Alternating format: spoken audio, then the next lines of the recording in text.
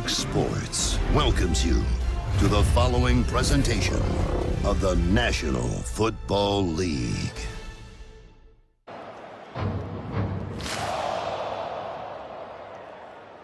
The tradition in Minneapolis, the school chant. Leading up to kickoff. Let me do the rest. Do you want to get in the club or not? You want to get in the club or not? I'm not going to clap. Let's go downstairs to Laura Oakman on the sidelines.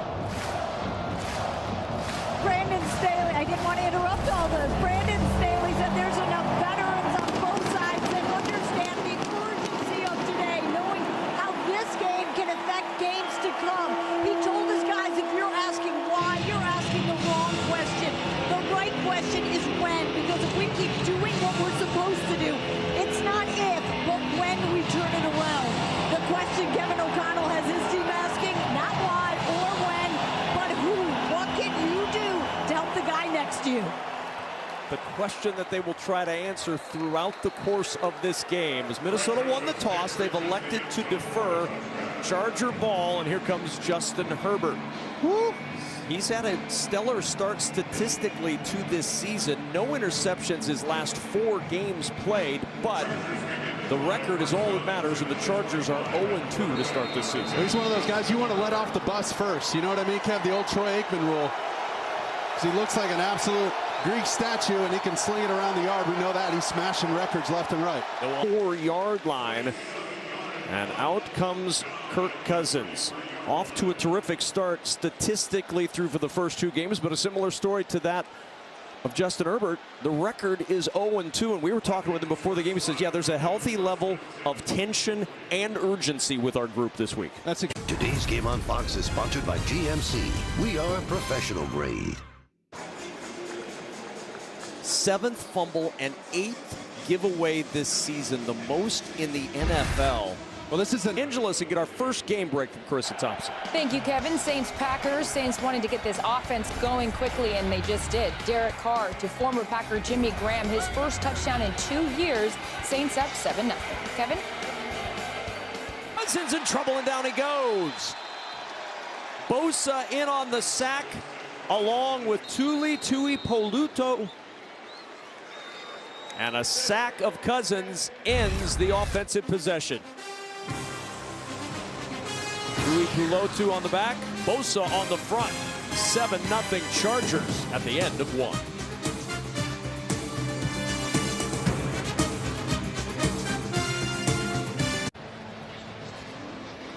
Seven-0 lead at US Bank Stadium in Minneapolis for the visitors, alongside Mark Sanchez, Laura Oakman on the field. I'm Kevin Kugler. Good to have you with us as we kick off a very busy Sunday on Fox. 4th down and 11. And the Vikings will punt it away. Darius Davis, the deep man, awaiting Ryan Wright's punt.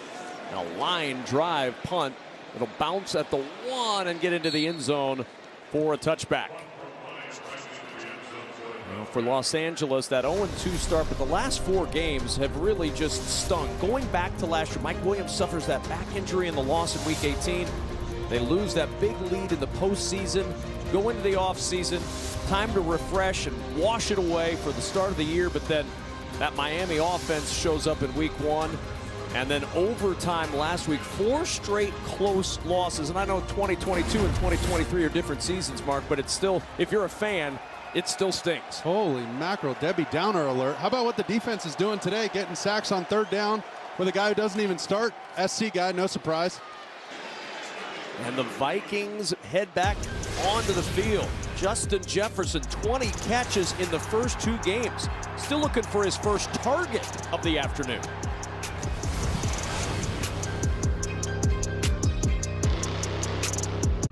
Somewhere else completely. Right next door, actually, Kevin. How about this? The NFL's #1 offense is rolling. Tua, the no-look shovel pass to Devon A-Chain. His 2nd of the day. Dolphins up 21-7 over the Broncos. Kev? Thank you, Carissa, to the 7-yard gain, and that'll take us to the 2-minute warning in Minneapolis. The Vikings with a 10-7 lead. Justin Jefferson, 3 catches for 80 yards, but Justin Herbert and the Chargers trying to rally late in the first half.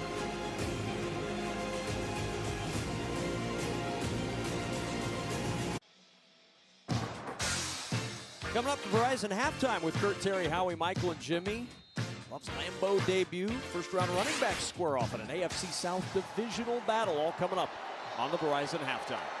As we grab a game break from Carissa Thompson. Thanks so much, Kevin. Texans up 7-0 in Jacksonville. C.J. Stroud still hasn't thrown a pick through 3 weeks. Here he finds tight end Brevin Jordan for the score. Texans up 14-0 over the Jags. Kevin?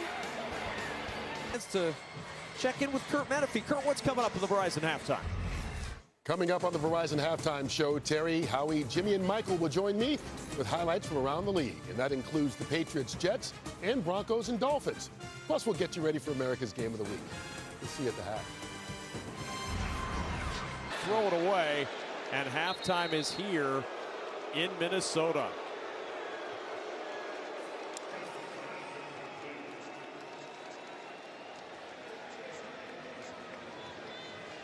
Herbert and the Chargers take the lead in the locker room. The first half stats are brought to you by State Farm. 26 of 30 for Herbert, 187 yards and 2 scores. Meanwhile, Kirk Cousins, 13 of 20, 145 and a touchdown. The Vikings will have the football to start the second half, but the Chargers have the lead going into the locker room here in Minneapolis. The Vikings and Chargers in a good one here in the Twin Cities. Verizon halftime show from our studios in Los Angeles. When we return, you're watching the NFL on Fox.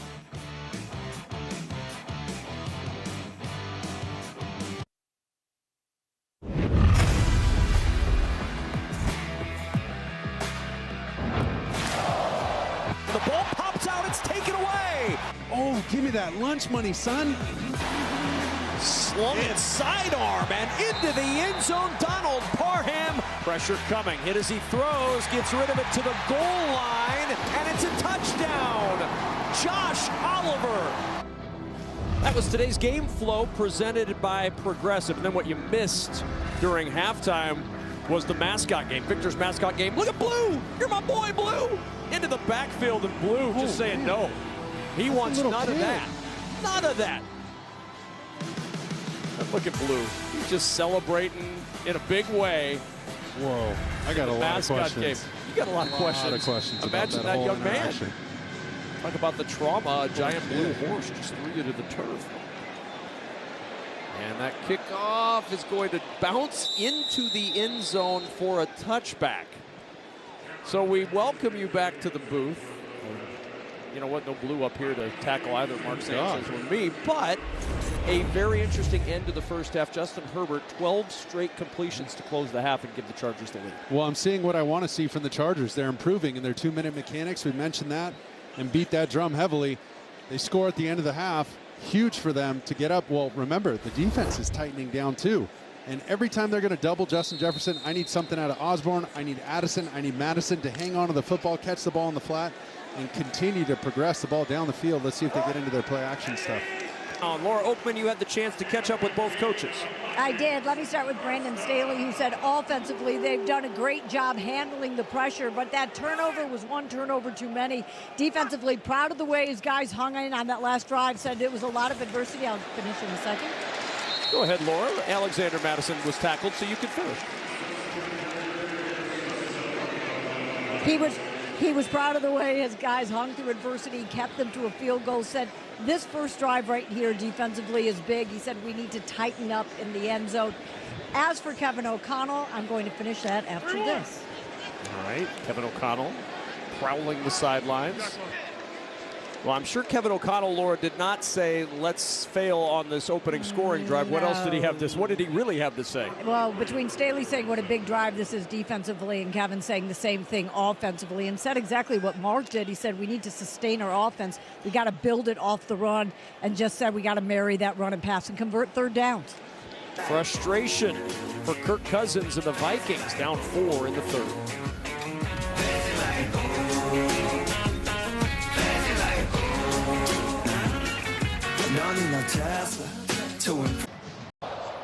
Justin Herbert back out on the field. Earlier in the day, Kyle Rudolph, who retired as a Viking this week, 48 career touchdowns with the Vikings, gave away some Super Bowl tickets earlier in the week. The franchise leader on Thursday came back to retire as a Viking, got to see his mural in the hallway. Kyle Rudolph met with the current tight ends as well. in Los Angeles for a game break. Thank you, Kevin. Dolphins were already up 35-13 over the Broncos. Raheem Mostert having a day. His third touchdown so far. Dolphins up big, 42-13 over the Broncos. Kevin? After 2 weeks, 7 seconds to go in the third, and all eyes will be on Coach Prime in Colorado for a huge game on Big Noon Saturday. It's true. Was he riding Ralphie? He was. Quarterback Shedeur Sanders leads the Buffaloes and Coach Prime against Caleb Williams. I believe he's a quarterback. And the Trojans. It all starts at 10 a.m. Eastern with Big Noon kickoff back in Boulder. Then USC Colorado Saturday, noon Eastern on Fox. Man, it's good to see USC have some quarterback success with Caleb Williams. I mean, that's been really enjoyable to watch. They missed that since about Matt Leinart 08, was, I mean, that guy could play. Carson Palmer, what a stud he was. They're pretty good in 08, too. And the third quarter comes to a close. What a third quarter. The Chargers and the Vikings. Man, oh man. The battle to avoid 0-3 with the fourth quarter ahead next.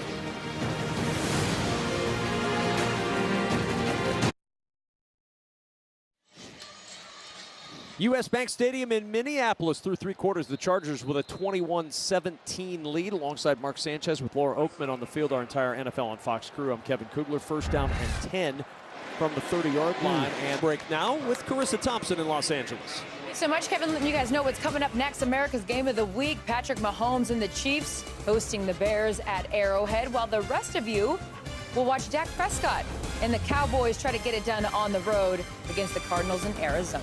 Kevin?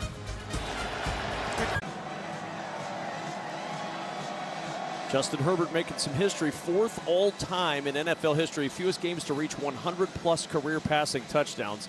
The fact that Patrick Mahomes did it in 40 games is silly. A record that may never be broken. But Justin Herbert right there in the company of Mahomes, Marino, and Warner. Feels like a good spot to be in. So that's a great room to hang out in. Back. And the Justin Herbert show has been something to watch. Well, you see him moving out with pressure in his face, throwing the ball back across his body, ill-advised, but it works. And then once again, he's got an interception. Wait. Nope. Wow. Palmer with the concentration. Well, it kind of fits what the NFL's been through the first couple weeks. Close games. We've got a one-score game in the fourth quarter. We've got young quarterbacks on display, at least one of them in Justin Herbert. Now the veteran quarterback trying to lead the Vikings back. They've scored touchdowns on their last 2 drives. We've still got under 8 minutes to go in this game and a long way to go before this is decided. Plenty of action, but I got to say, Keegan-Michael Key has scripted this season. He really has done way different than I thought. See him working on the leg. Everybody collectively holding their breath here in Vikings country. Watch him. He's going to run his route here and just kind of box out Neiman. And it's Kirk Cousins' job to throw that thing 100-mile-an-hour fastball right down Main Street, right in that zone. And he throws it away from the defender. I like what Hawkinson did, getting his body in between the ball and the defender. But bottom line was the execution getting to that play. It took too long. It looked a little out of sorts, right? Too much chaos going on for your last play of the game. I'd like to see them clock the ball and reassess, take a deep breath, and give